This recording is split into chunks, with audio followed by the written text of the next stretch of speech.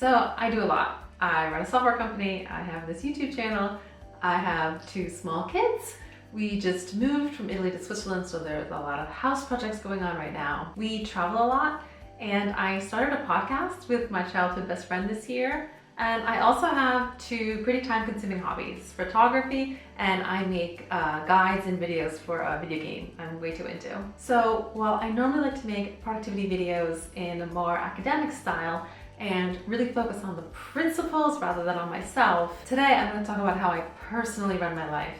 And since that's sort of an impossible question, I'm going to answer it in the form of a list of tips. Anyway, hello, welcome. I'm Kate. I make videos about productivity and organization. At least that's what I do here on this channel. In life, I do lots of things like most of us do really. Okay, so let's jump into these tips. Number 1 is to have a really good planner. At the risk of sounding self-promotional, because my day job is the to-do list tasks, Simply Goals and Tasks, this has to be number 1 because it really is the most important. When I first decided I wanted to build an app 10 years ago, I had a bunch of ideas, but I struggled so much with productivity and actually getting the work done that I figured, first, let me build the to-do list app of my dreams, and then I'll move on to these better ideas. But instead it became my life's work.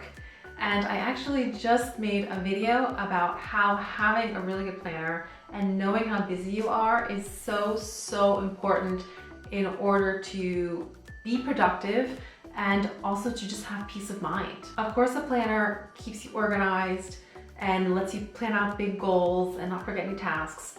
But a really important thing it also does is it tells you how busy you are, and you need that information. You need to know, like, are you on track and you can unplug and relax, or are you looking at a disaster in the near future if you don't catch up? You need to know both so you are motivated to work hard when no outside person is making you, and also so you can unplug and be in the moment when you're not working. Number 2 would be focus like crazy. I want my tasks done, not half done. When I start it, I want to finish it. This makes amorphous tasks like studying or programming really hard. Sometimes I'm really driven and you can't keep me away from those tasks. But sometimes it sucks. Sometimes I can write code all day and the list of things that still needs to be built for like this feature to be done is longer than it was in the morning. And those times just suck. But the only way out is through. And I don't just focus task to task, I focus week to week. Like, I know the week before a trip, or my kids' birthdays, or Christmas, those weeks are already going to be overfull. So nothing that doesn't have to get done during those weeks makes it on the list for those weeks. It either has to get done early, that's ideal, or it has to wait until after. And related to focus, I do multitask, but I multitask low cognitive tasks. Like while I'm walking or exercising or cleaning, I will listen to ebooks or podcasts. And that can have a second benefit too, because I actually look forward to spending 40 minutes on the elliptical because it means I get to watch my show. And that's another good segue to number 4. Distinguishing between high cognitive tasks and low cognitive tasks has been a recent level up for me. I now schedule low cognitive tasks for when the kids are around, and those are things I can keep doing even if I'm getting interrupted all the time. And then my precious sacred alone time, that's for deep work. I actually have a new rule to never clean when no one's watching.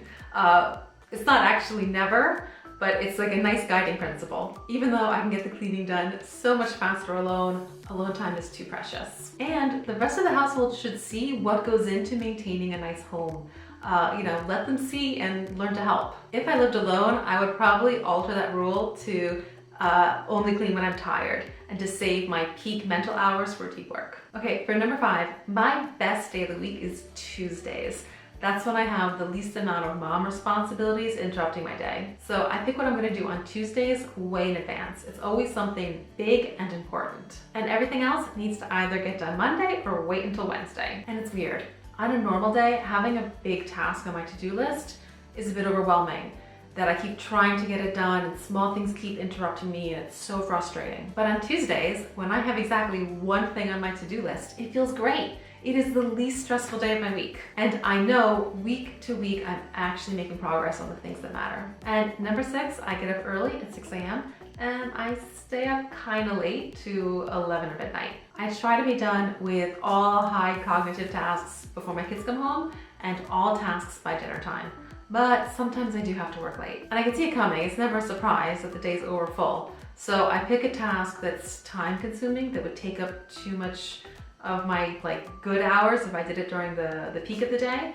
And I save that for after my kids go to sleep. You know, ideally something, yeah, long and boring. All right, and number 7 is I only watch TV with my boyfriend. It's something we do together, or sometimes on manicure days. I started doing my own nails when I moved to Switzerland, and it takes ages. So those days are basically half a day off once a month.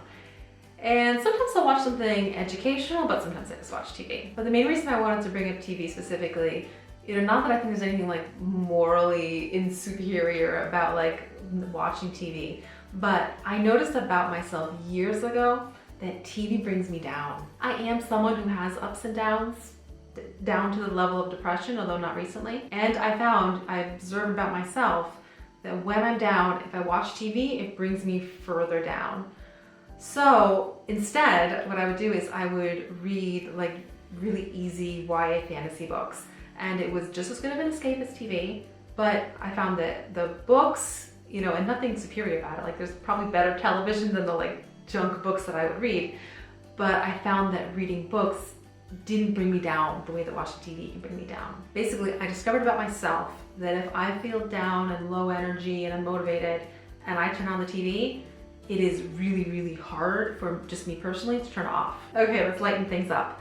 Another sort of recent improvement I made to my system is I have adopted the FranklinCovey ABC123 system. With this, you take your to-do list and you put an A next to tasks that really align with your values and your priorities. So think of the Eisenhower matrix, the important, not important, urgent, not urgent. You know, not the urgent stuff, but the important stuff. You put an A next to those and a C next to the ones that aren't. So if I remember correctly, my example from my FranklinCovey video, if one of your values is your marriage and you have on your to-do list to buy flowers on the way home, you put an A next to that task. And even though I've known for years and years the Eisenhower matrix, that, you know, important, not important, urgent, not urgent, having that little A next to the really important tasks really actually helps me make a point of getting them done first. And you know what I found? The urgent stuff always gets done. It always finds a way to get done.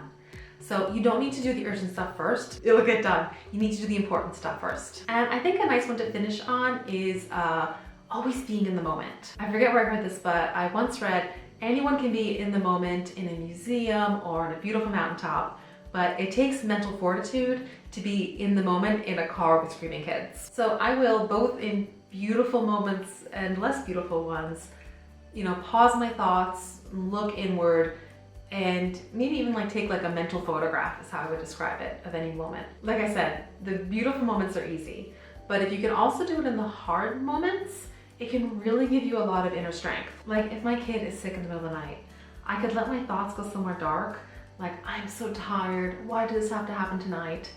Or if I can pause and look inward, then I can have thoughts like, there is nowhere else in the world than I would rather be than right here with my kid when she's sick. And just in general, being in tune with my emotions and recognizing my thoughts, that gives me a lot of strength. Likewise, I try to do a mini meditation most days. Sometimes I'll do like a real long meditation, but more often it's just, you know, I'll lay down, I'll clear my head, think like, how do I feel right now? Like, oh, I'm kind of anxious. Like, that's not me. Why am I anxious? Oh, my in-laws are really stressing me out. Like, oh, I need to deal with that. And, you know, having just like taking that time to really look inward and see how am I feeling, what's going on, I can now deal with that thing rather than just having this like low-level anxiety just sort of there, and I don't even really know why it's there. Just like making a list can keep a task from like being in the back of your head nagging you, acknowledging your thoughts can have the same kind of freeing effect. Okay, I think I've talked enough about myself for today. I hope there was something in all of that was helpful for you, and thank you for watching all the way to the end. Hug. I mentioned a few other videos during this one about motivation, how planning helps you live in the moment, focus, I don't know, my app and how I plan my own time. So I think I'll put a whole playlist up on the screen and link to all those down below. So I guess I'll see you guys over in those videos. Ciao!